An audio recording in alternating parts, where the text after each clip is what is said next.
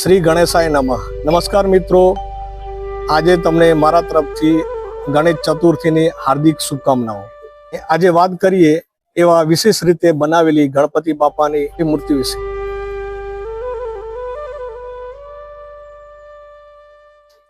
જે બનાવવામાં આવી છે શુદ્ધ માટી અને નાળિયેરના રેસામાંથી। મૂર્તિ માત્ર કલાત્મક કૃતિ નથી, પણ આપણા આસપાસમાં રહેલા પર્યાવરણ પ્રત્યેનું આદર, પ્રેમ અને જવાબદારી છુપાયેલી છે। મિત્રો, શાસ્ત્રોમાં કહેવામાં આવ્યું છે કે માટીથી જન્મ અને માટીમાં વિલન।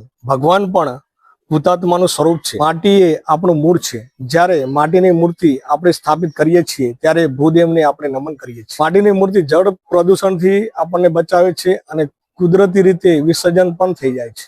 આજે અમે અહેસાસ કરીએ છીએ કે આ મૂર્તિ માટીથી ઘડેલો કોઈ આકાર નથી, પણ આપણો ભક્તિભાવ અને પ્રેરણા છે।